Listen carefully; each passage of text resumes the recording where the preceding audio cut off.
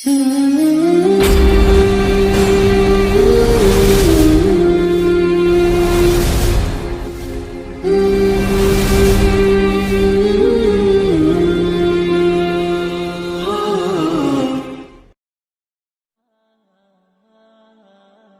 akan membahas tentang sebuah kaum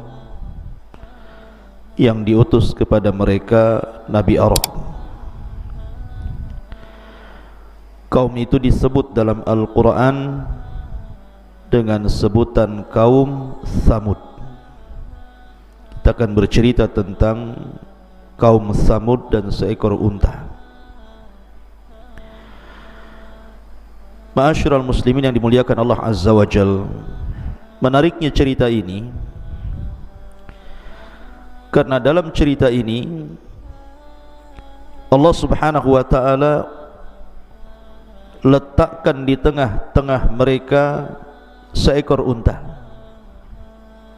dan unta itu menjadi mukjizat bagi mereka. Kemudian yang kedua, sebab hancurnya kaum ini pula dikarenakan unta juga, karena mereka menyembelih unta itu. Namun sebelumnya kita akan fokus tentang cerita tentang kaum Thamud. Siapa kaum Thamud ini? Ma'asyiral muslimin yang dimuliakan Allah Subhanahu wa ta'ala, kaum Thamud ini termasuk dari Arab al-Ba'idah. Arab itu ada dua. Ada namanya Al-Arabul Ba'idatu, ada yang namanya Al-Arabu Al-Baqiyatu. Arab Al-Ba'idah artinya orang-orang Arab yang sudah punah, dan mereka adalah kaum Ad dan kaum Thamud. Kemudian yang kedua ada namanya Al-Arabu Al-Baqiyah, orang Arab yang masih ada sampai hari ini, dan mereka adalah keturunan daripada Ismail ibn Ibrahim alaihim salam. Taib. Lalu siapa kaum Thamud ini yang kita akan ceritakan di malam ini? Thamud sendiri secara bahasa diambil dari kata as-samdu, artinya ma'un qalil, air yang sedikit. Tapi yang dimaksud di sini Thamud di sini sebuah kaum yang sebagian para ulama mengatakan bahwa letak kaum Thamud itu antara Hijaz. Hijaz itu Mekah Madinah, itu disebut Hijaz. Antara Hijaz dan Syam. Ada juga yang mengatakan antara Hijaz, Mekah dan Madinah mengarah Yordania. Di situ ada perkampungan namanya Al-Hijru. Makanya dalam Al-Quran ada namanya surah Al-Hijr. Disyaratkan bahwa Al-Hijr di sini artinya perkampungan kaum Thamud. Dan kalimat Thamud diulang-ulang dalam Al-Quran banyak sekali. Lah kaum Thamud ini mereka tinggal di gunung-gunung batu. Makanya kampungnya disebut Al-Hijr, diambil dari kata hijarah, bebatuan. Mereka hidup di lembah-lembah dan gunung-gunung bebatuan, dan mereka kabilah yang banyak. Ma'asyiral muslimin yang dimuliakan Allah Azza wa Jalla, di zaman Nabi SAW, Nabi pernah lewat ke perkampungan Al-Hijr ini. Kaumnya Thamud pernah dilewati Nabi SAW ketika Rasul menyerang musuh di perang Tabuk. Dan itu diriwayatkan dalam sebuah hadis dari Ibnu Umar radhiyallahu an, lamma nazala Rasulullah sallallahu alaihi wasallam bin nasi ala Tabuk, ketika Nabi sallallahu alaihi wasallam singgah bersama beberapa para sahabat di sebuah tempat menuju perjalanan Tabuk, yuqalu lahu al-Hijr, tempat itu disebut Hijr namanya. Lah ketika itu para sahabat kehausan, fastasqan nasu minal abar allati kanat tasrabu minha Thamud, maka mereka mencari sumur, kemudian mereka dapat sumur, mereka minum dari sumur itu, dan sumur itu bekas peninggalan kaum Thamud. Bukan itu saja, fa'ajanu minha wa nasabu minha al-qudura, mereka pun membuat adonan roti dengan campuran dari air sumur yang pernah diminum orang Thamud itu.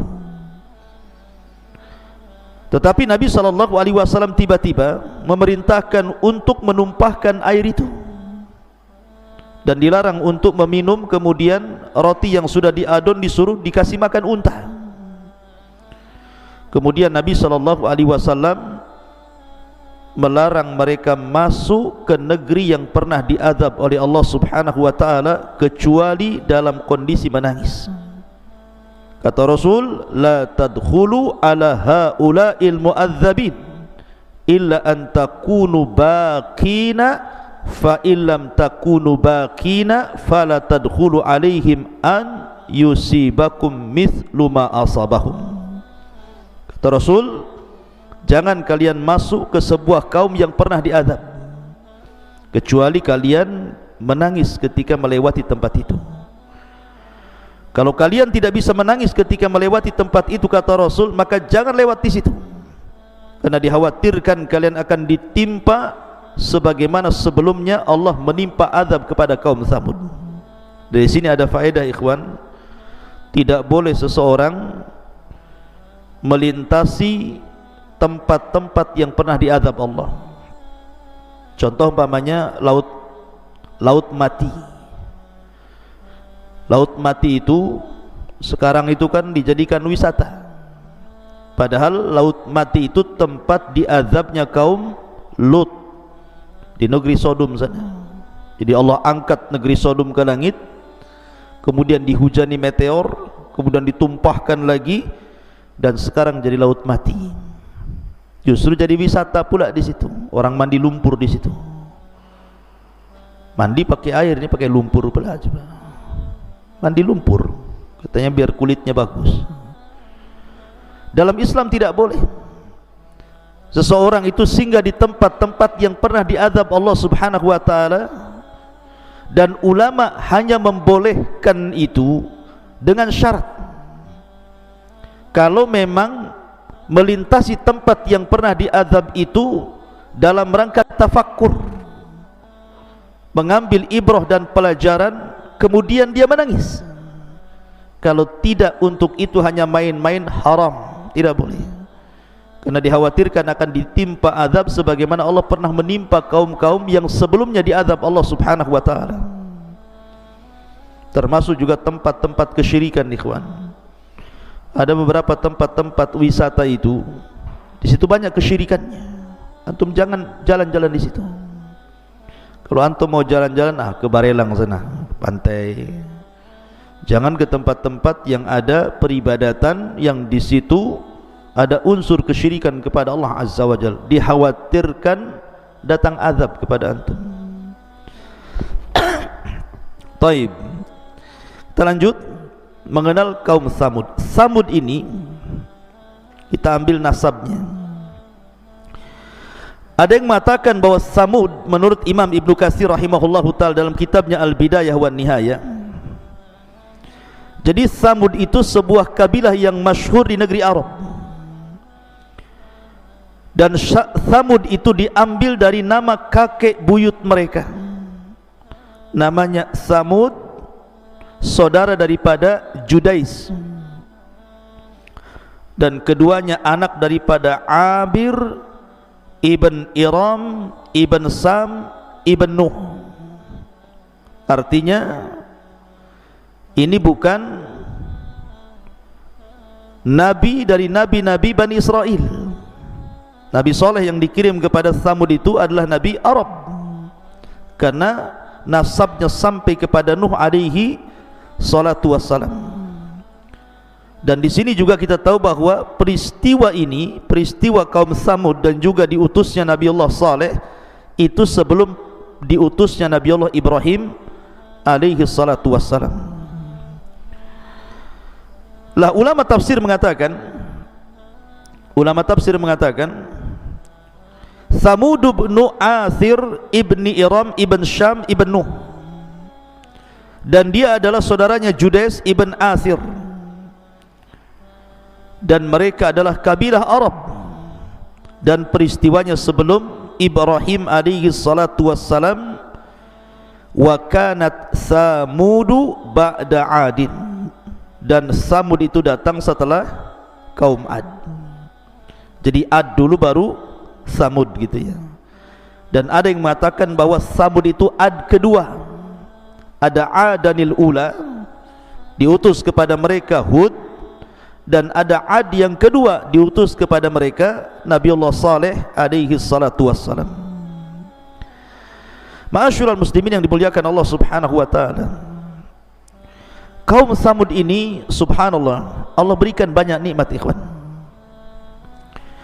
Bahkan nikmat itu diingatkan di dalam Al-Quran, dialog bagaimana Nabi Saleh mengingatkan kaum Tsamud itu dengan nikmat yang begitu banyak. Perhatikan dalam surat Asy-Syu'ara, Allah Subhanahu wa taala berfirman, atutrakuna fi ma hahuna aminin, adakah kamu akan dibiarkan tinggal di negeri kamu ini dengan aman? Fi jannati wa uyun, di dalamnya kebun-kebun serta mata air. Wa zuru'in wa nakhlin tal'uha hadhim, dan tanaman-tanaman dan pohon-pohon kurma yang mayang-mayangnya sangat lembut. Wa tanhituna minal jibali buyutan farihin, dan kamu pahat sebagian dari gunung-gunung itu dijadikan rumah-rumah dengan sangat rajinnya. Fattaqullaha wa atiun, maka bertakwalah kepada Allah dan taatilah diriku. Ikhwan, kalau saya ringkas kenikmatan kaum Tsamud itu ada 7. Pertama, kaum Tsamud itu menguasai ekonomi di zaman itu. Ketika ekonomi kuat, maka sebuah negeri akan kuat, bahkan bisa menjajah negeri-negeri yang lain dengan ekonomi.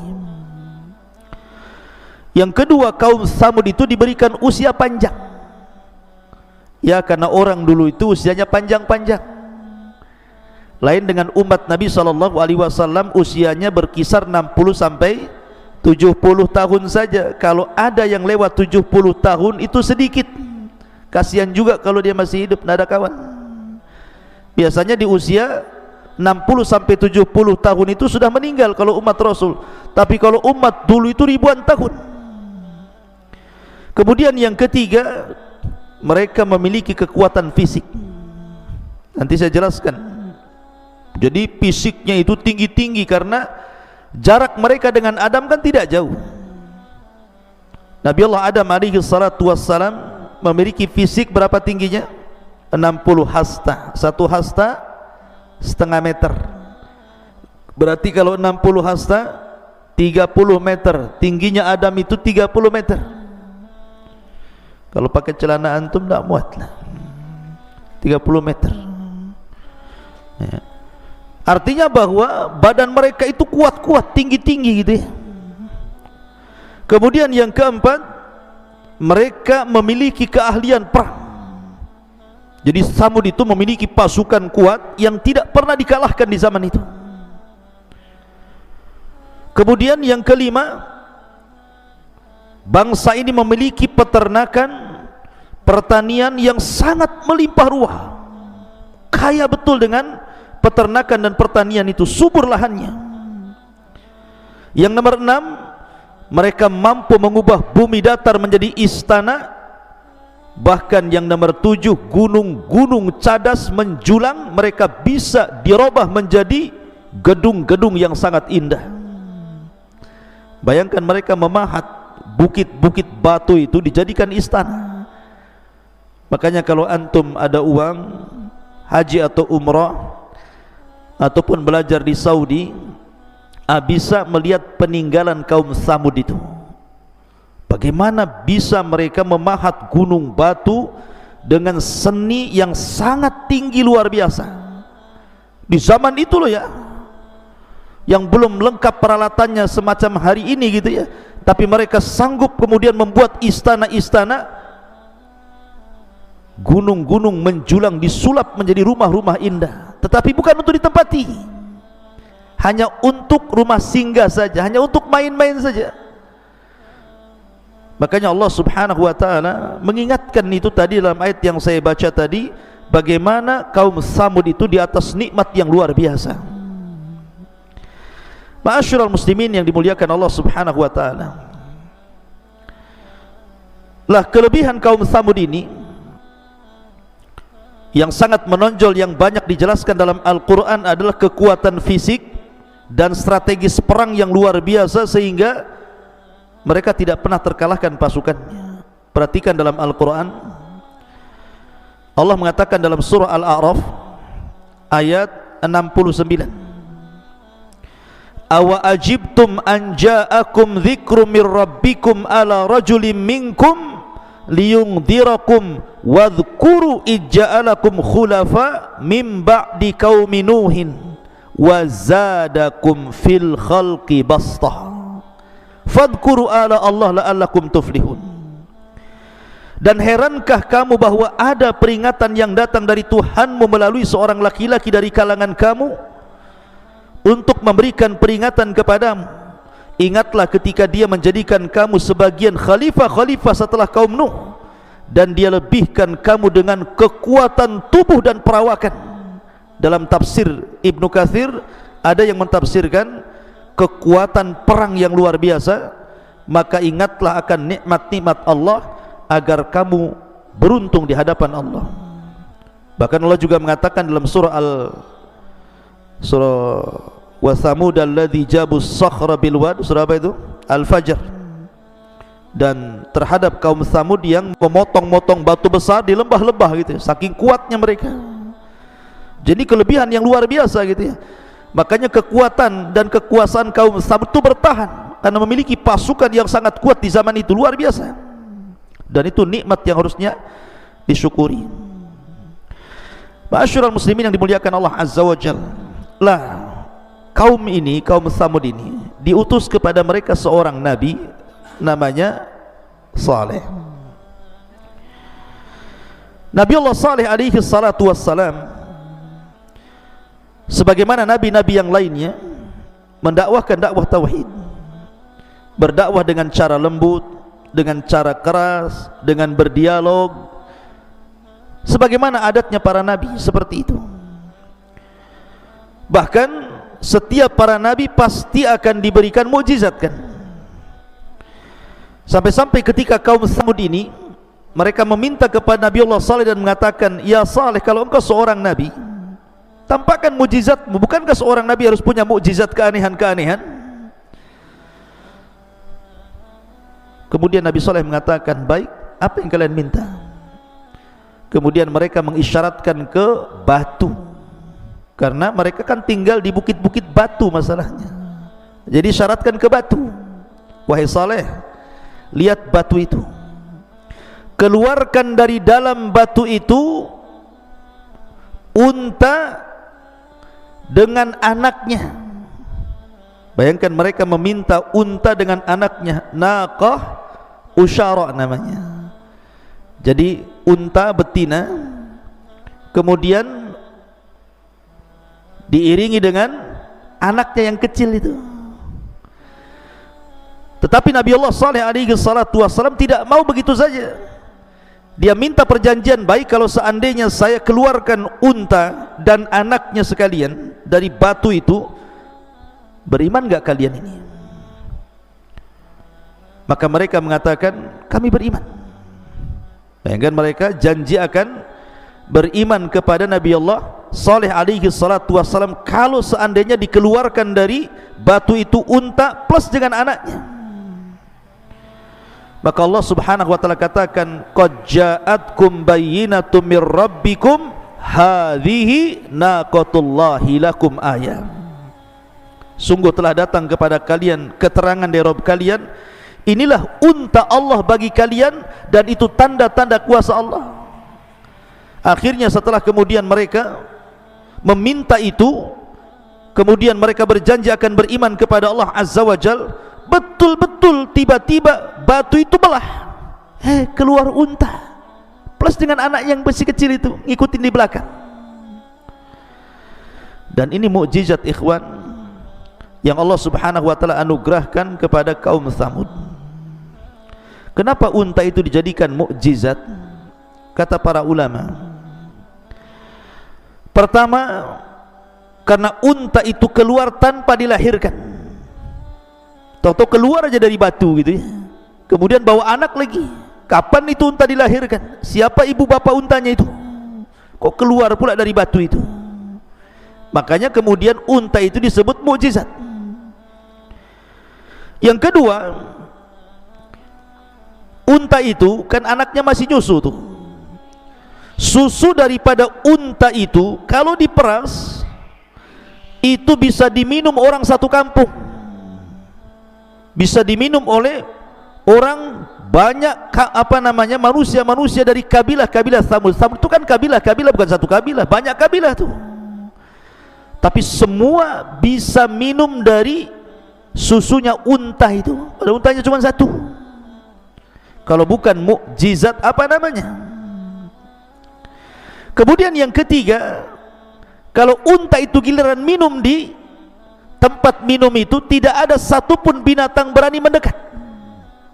Tidak ada satupun binatang, apapun jenis binatangnya, mendekat ke tempat minumnya itu kalau unta sedang minum tuh. Ini mukjizat ikhwan, mukjizat dari Allah subhanahu wa ta'ala, menjadi keberkahan bagi kaum Tsamud. Akan tetapi ikhwatu fiddin yang dimuliakan Allah Azza wa Jalla, apakah kemudian setelah Allah buktikan bahwa Nabi Saleh adalah seorang Nabi dengan ditampakkan mukjizat, lantas mereka beriman sebagaimana perjanjian mereka? Rupanya tidak. Mereka tidak beriman kecuali sedikit. Jadi setelah kemudian unta itu hidup berkeliaran, tidak boleh diganggu gitu ya, kemudian banyak pertentangan dari kaumnya Nabi Saleh, kaum Tsamud kepada Nabi Allah Tsamud. Dengan berlalunya waktu, akhirnya mereka jengkel kepada Nabi Saleh. Dari sini kemudian mereka memiliki rencana untuk membunuh unta itu, mau dibunuh unta itu. Ma'asyiral muslimin yang dimuliakan Allah Azza wa Jalla, maka Allah katakan dalam Al-Quran, fakadzabuhu fa'aqaruha, maka mereka mendustakan Nabi Allah Saleh dan mereka pun kemudian menyembelih unta itu. Bagaimana kisahnya?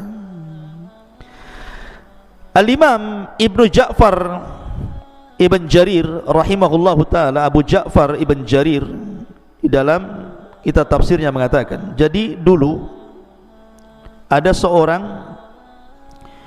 seorang nenek yang sangat tua dan dia kafir.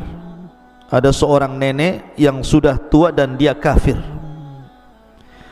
Nenek ini paling keras permusuhannya dengan Nabi Allah Saleh. Paling keras permusuhannya dengan Nabi Allah Saleh. Lah nenek ini Allah takdirkan memiliki banyak anak, semua cantik.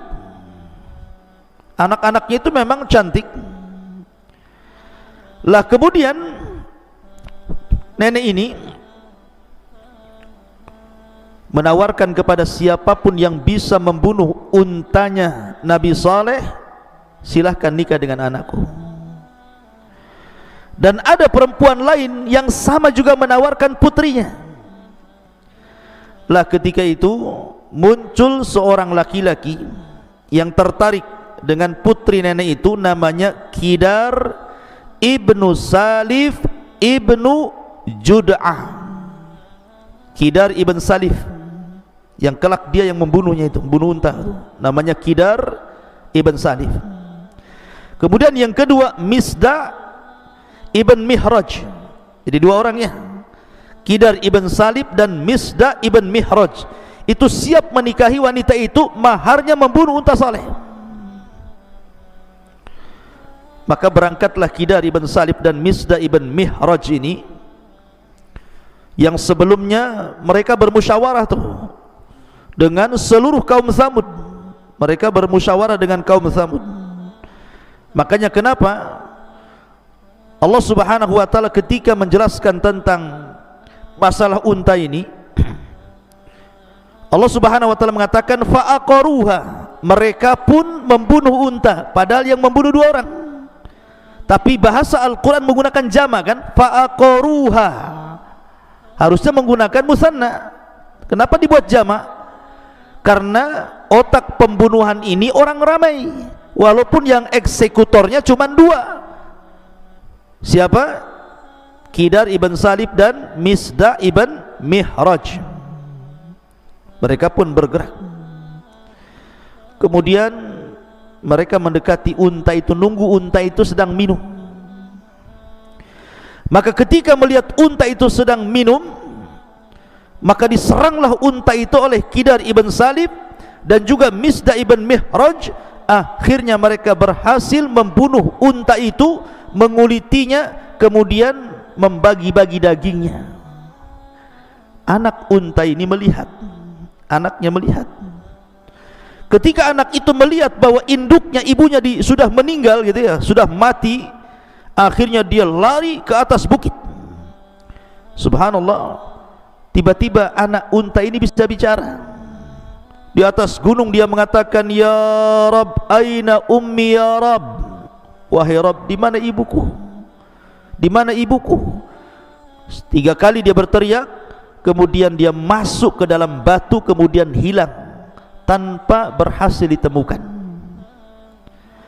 Ada yang mengatakan, sebagian pendapat, bahwa ketika membahas tentang akhir zaman, saya pernah menjelaskan kepada antum bahwa di akhir zaman itu ada binatang yang muncul dari perut bumi dan bisa bicara. Dabatul ar, tugasnya menstempel orang mukmin kafir, mukmin kafir. Ada yang mengatakan bahwa dabatun minal ar itu adalah anak untanya Nabi Saleh, itu anak unta dari mukjizat Nabi Saleh yang kelak akan keluar di akhir zaman. Itulah dabatun minal ar. Walaupun pendapat ini lemah, ini saya mengatakan ada pendapat seperti itu ya. Karena unta ini masuk kemudian tidak keluar lagi sampai hari ini ya. Ma'asyiral muslimin yang dimuliakan Allah Azza wa Jalla, ketika Nabi Allah Saleh melihat bahwa untanya mati gitu ya, dan itu merupakan mukjizat yang Allah Subhanahu wa taala anugerahkan kepada Nabi Allah Saleh, Nabi Saleh pun menangis. Kemudian Nabi Saleh alaihi salatu wassalam setelah menangis kemudian mengatakan, tamatta'u fi darikum thalathata ayyam, silahkan kalian bersenang-senang di rumah kalian 3 hari saja. Selepas 3 hari ini kalian akan diazab Allah. Ketika Nabi Allah Saleh memberikan ancaman, mereka tidak takut. Dikiranya ancaman Nabi Allah Saleh itu main-main. Ketika Nabi Saleh mengatakan tamatta'u fi darikum thalathata ayyam, silahkan bersenang-senang kalian 3 hari di rumah kalian, akan datang azab kepada kalian, mereka tenang-tenang saja. Mereka tidak menganggap bahwa itu ancaman. Mereka menganggap itu main-main Nabi Saleh saja. Ketika kemudian mereka mendengar kata-kata itu, justru mereka marah. Ketika marah itulah maka mereka sepakat untuk membunuh Nabi Allah Saleh. Bukan hanya membunuh unta, mau dibunuh juga nabinya. Subhanallah ya. Ma'asyiral muslimin yang dimuliakan Allah Azza wa Jalla, maka kejadian itu terjadi di hari Rabu. Kejadian pembunuhan unta itu terjadi di hari Rabu. Kan Nabi Allah Saleh mengatakan 3 hari, berarti Kamis, Jumat, Sabtu. Setelah kemudian lewat hari Rabu, masuk hari Kamis. Apa yang terjadi di hari Kamis? Maka Allah Subhanahu wa taala jelaskan di dalam Al-Quran bagaimana azab mereka ketika datang di hari Kamis, dan itu hari yang pertama dari ancaman Nabi Allah Saleh. Wujuhuhum musfiratun, wajah-wajah mereka semua menguning, semua menguning, persis seperti yang diancamkan Nabi Allah Saleh kepada mereka. Kemudian masuk ke hari Jumat, hari kedua, tiba-tiba kemudian wujuhuhum muhammiratun, wajah mereka menjadi merah. Kemudian masuk di hari ketiga, hari Sabtu, apa yang terjadi? Wujuhuhum muswadda, wajah-wajah mereka sudah hitam seperti terbakar. Kamis wajah mereka menguning, Jumat wajah mereka memerah, Sabtu wajah mereka sudah hitam kelam. Subhanallah. Kemudian mereka pun tidak memiliki tenaga. Mereka baru yakin ancaman Saleh, mereka sudah yakin ini pasti mati. Makanya sebagian mereka sudah menggali kuburan mereka, sudah mempersiapkan kain kafannya masing-masing. Lah ketika itulah Allah Subhanahu wa taala utus Jibril alaihi salatu wassalam untuk mendatangi kaum Tsamud. Kemudian Allah Subhanahu wa taala perintahkan Jibril berteriak satu kali teriakan, sayhatan wahidah, satu kali teriakan. Tapi satu teriakan Jibril itu menyelenyapkan seluruh nyawa-nyawa orang-orang Tsamud. Nyawa mereka melesat dari badan-badan mereka karena satu teriakan Jibril, sehingga Allah katakan mereka di dalam rumah mereka menjadi bangkai-bangkai. Fi darihim jathimin. Perhatikan, Allah katakan dalam Al-Quran, qalu, mereka berkata, taqasamu billahi lanubayyitannahu wa ahlahu thumma lanaqulanna liwaliyihi ma syahidna mahlika ahlihi wa inna lasadikun. Mereka pun berkata, bersumpahlah kalian dengan nama Allah bahwa kita pasti akan menyerang dia, maksudnya Nabi Allah Saleh bersama-sama keluarganya pada malam ini, katanya merencanakan pembunuhan tuh. Kemudian kita akan mengatakan kepada ahli warisnya bahwa kita tidak menyaksikan kebinasaan keluarganya, dan sungguh kita orang benar. Kemudian wa makaru makran wa makarna makran wa hum la yash'urun. Mereka hendak membuat makar, Allah pun membuat makar, dan mereka tidak tahu makar Allah. Fangduru kaifa kana akibatu makrihim, maka lihatlah bagaimana akibat makar mereka. Anna dammarnahum wa qaumahum ajmain, kami hancurkan mereka dan kaum mereka semuanya. Fatilka buyutuhum khawiyatun bima zalamu, dan sungguh rumah-rumah mereka runtuh karena kezaliman mereka. Jadi ketika Jibril berteriak, ikhwan, itu seperti gempa kaum Tsamud itu. Semua rumah-rumah roboh, ya. Tidak ada satupun yang hidup di situ kecuali satu orang yang masih selamat dari kaum Tsamud itu. Namanya Abu Rughal. Abu Rughal itu satu-satunya kaum Tsamud yang masih hidup, namanya Abu Rughal. Kenapa dia tidak terkena azab? Karena ketika itu dia sedang safar ke haram. Dia tidak tahu kalau kaumnya sedang diazab, ya. Kemudian dia pulang, rupanya di tengah jalan Allah timpakan batu dari langit, persis kena kepalanya, mati juga dia. Dari sini menunjukkan bahwa Tsamud itu kaum Al-Arabul Ba'idah, Arab yang sudah tidak tersisa, karena satu-satunya orang selamat namanya Abu Rughal juga, rupanya Allah azab mati juga, ya. Sehingga tidak ada lagi keturunannya kaum Tsamud ini. Pertanyaannya, ikhwatu fiddin, penyimpangan apa sehingga Allah kirimkan azab kepada mereka itu? Saya bagi beberapa pembahasan. Satu, Karena kaum Samud itu mereka menyekutukan Allah. Ketika kaum Ad diazab oleh Allah, diangkat badan-badan mereka ke langit sab'ata layalin wa thamaniyata ayyam, 7 malam dan 8 hari mereka diputar-putar di langit, kemudian dijatuhkan seperti tunggul-tunggul kurma, jadi kepalanya nancap di bumi. Itu kaum Ad. Sehingga setelah kehancuran kaum Ad, tidak tersisa kecuali orang-orang yang beriman yang mengikuti Nabi Allah Ad, Nabi Allah Hud alaihi salatu wassalam, yang keluar dari negeri Ad itu. Lah, orang-orang yang mengikuti Nabi Hud, mereka masih beriman. Tetapi kemudian setelah Nabi Hud meninggal dunia, kemudian beralih generasi, mulailah mereka meninggalkan tauhid dan menyekutukan Allah, menyembah berhala. Dari situlah Allah utus kepada mereka Nabi Saleh kepada kaum itu. Jadi yang pertama gara-gara mereka menyekutukan Allah.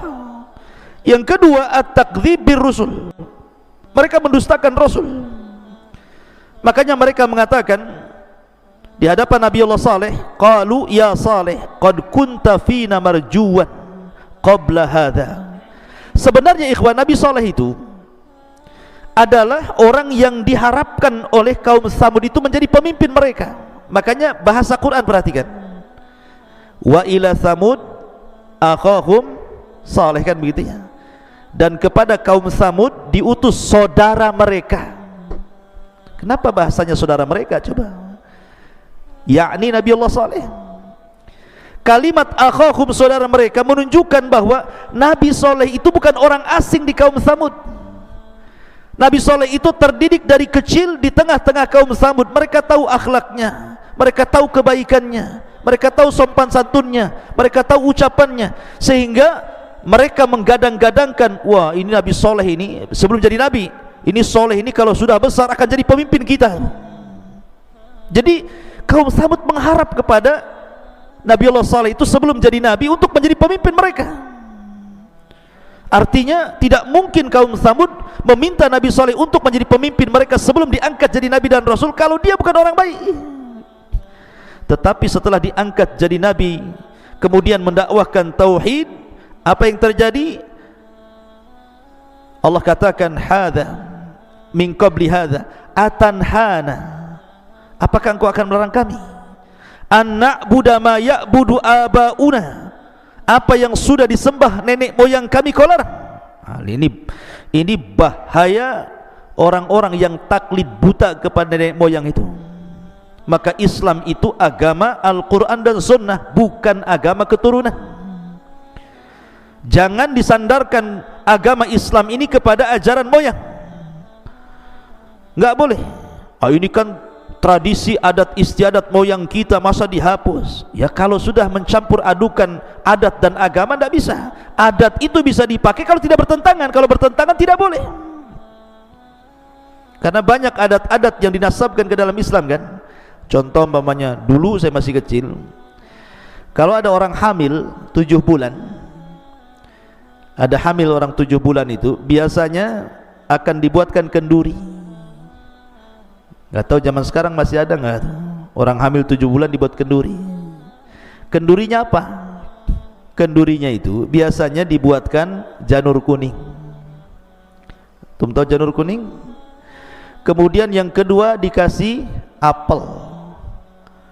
Apel itu ditusuk-tusuk ya, kemudian dikasih janur kuning gitu ya. Kemudian dikasih kelapa muda. Kelapa muda ini digambar satu tokoh pewayangan namanya Arjuna. Jadi rupanya ada filosofinya di situ. Kenapa kemudian dalam kenduri 7 bulanan itu harus ada janur kuning, harus ada apel, harus ada kelapa muda yang digambar wayang Arjuna? Katanya biar bayinya kalau lahir kulitnya kuning tidak hitam, matanya seperti anggur cerah, kemudian wajahnya kayak Arjuna. Katanya Arjuna itu tampan. Kata siapa? Kalau antum tahu wayang golek, tahu wayang golek? Di Jawa Barat ada namanya wayang golek tuh. Tengok itu wayang golek itu. Arjuna ya kayak gitulah, dari kayu. Kalau orang Jawa selain Jawa Barat itu wayangnya tipis, pakai kulit. Kalau Allah takdirkan seperti Arjuna, nanti keluar kayu tuh, atau bayinya tipis kayak fotokopi kan itu. Semana pula coba. Emangnya tahu Arjuna itu seperti apa?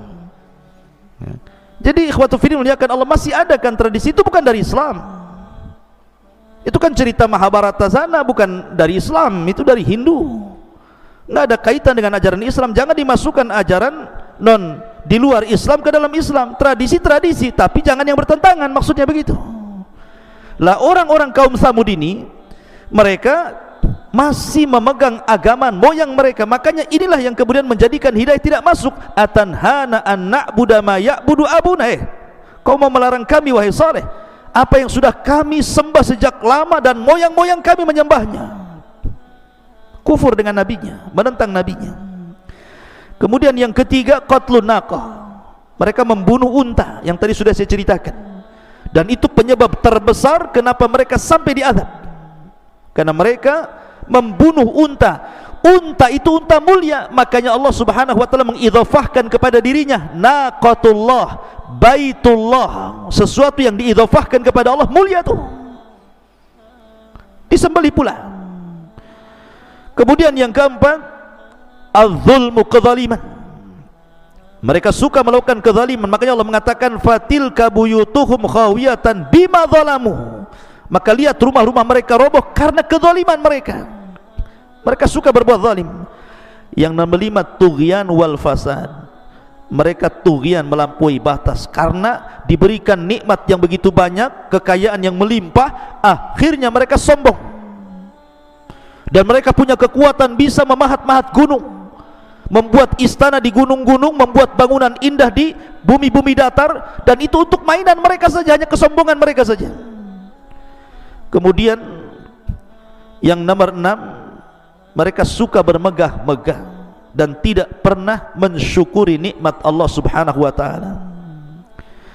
Kemudian juga yang nomor 7, nomor 8, mereka taklid.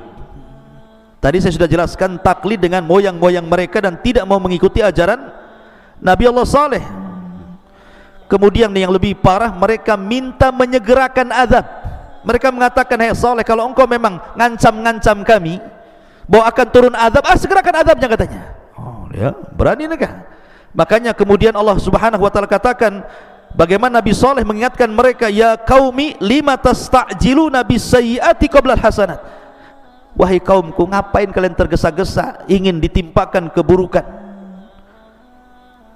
Dikiranya ini main-main nih masalah azab ya. Kemudian yang terakhir, satu kampung sepakat melakukan kejahatan. Kemudian mengutus 2 orang kidar tadi, Ibn Salib, untuk membunuh untanya Nabi Allah Saleh. Ini diantara penyebab kenapa Allah kirim azab kepada mereka. Ma'asyiral muslimin yang dimuliakan Allah Subhanahu wa taala.